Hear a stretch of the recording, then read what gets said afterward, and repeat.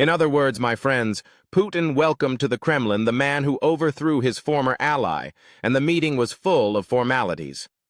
Well, my friends, without leaving Moscow, let's go to Russian diplomacy, which, even with the war in full swing, never stops. Syria's new leader, Ahmad al Sharaa, made his first visit to Russia on Wednesday. Now, why is this so important?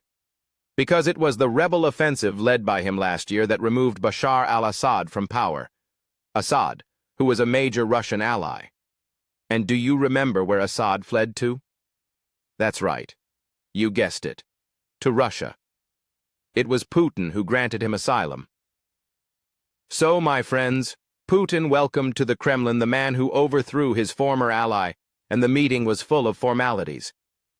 Putin praised the historic ties between the two countries and said he hopes they expand. What we have here is pure pragmatism, on both sides.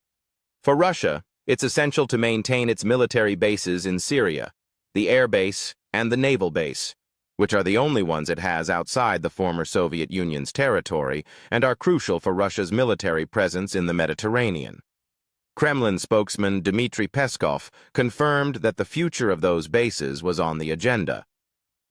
Now, for Syria's new government, maintaining ties with Russia is important to rebuild the war-devastated country and to diversify its foreign policy.